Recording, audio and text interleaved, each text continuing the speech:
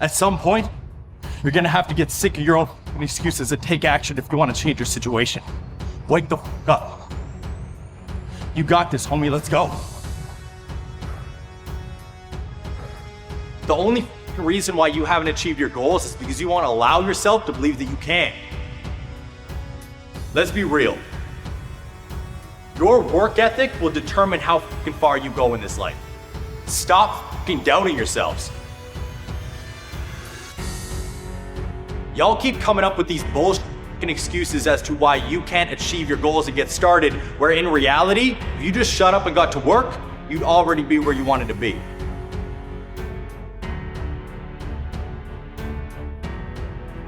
Fitness is the start of everything.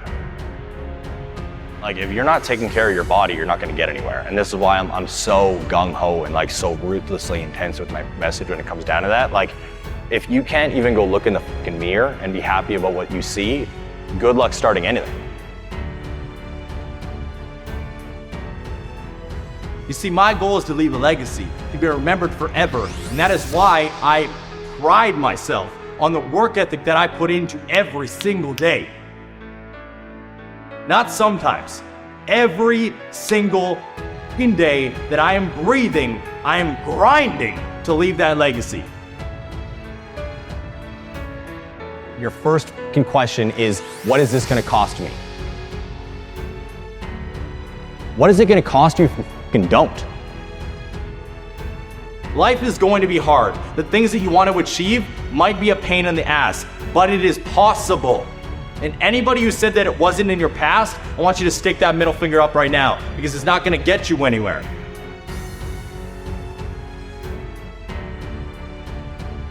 It's your dreams. So get out of your fucking head and start walking. Take action so you can achieve something. Look at all the success stories in the goddamn world. Take mine as inspiration for you. I went from an iron worker addicted to sex to a 7-figure earner. I grew up in a fucking trailer that was less than 800 square feet in the country to now living in a 5,000 square foot, $2 million home. What the fuck is there not to understand here?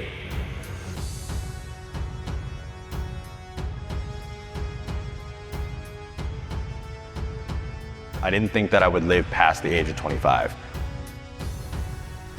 It was just like, I didn't have a purpose. It literally reached a point in my life where I would like get home, sit on the couch, and I had no one.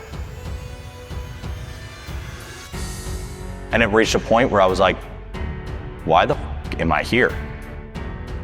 Like, I don't want to be here anymore. I just didn't know what was going on. And I just realized that I was headed down a dark path in a way of like, when you put drugs in front of me, I take all of it, because that was just my mindset. I'm like, let's have a good time. I'm not living for tomorrow, I'm living for right now. And even though I live like that now, it's more of like in present, what's going on, instead of trying to escape my reality.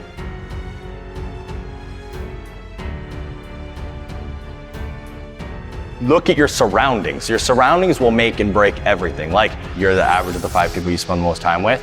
It is like the most real quote in the world. I cut out drugs and alcohol because I stopped fucking hanging out with the people that were feeding me drugs and alcohol. And it's not their fault that I became an addict. It was my own. I'm the one who picked up the fucking pills. I'm the one who like drank the bottles every goddamn night. It's not their fault that happened. It was me. But I wasn't able to get out of that fucking life until I stopped hanging out with the fucking losers that only wanted to do that.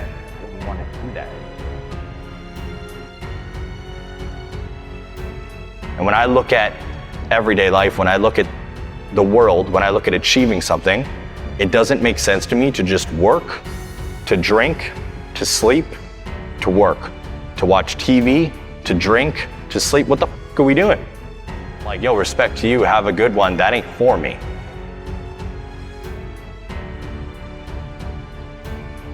Fitness saved me.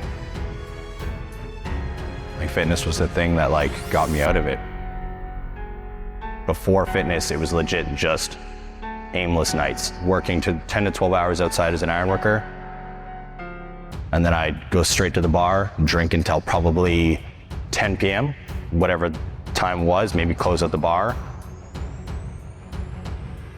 get home somehow, and then would literally pass out, wake up at like 4 or 5 a.m., get ready for work the next day. My boss would pick me up because my broke ass didn't have a car, and then I'd go to work and do it again. And that was just my life all the time.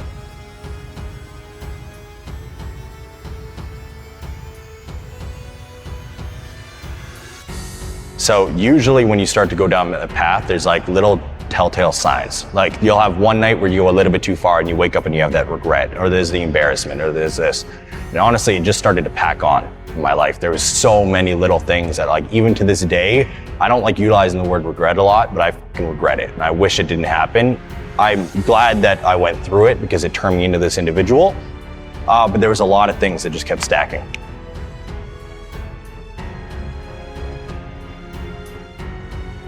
And there was one night that I'll never forget, and it was when one of my best friends back home, they recorded me.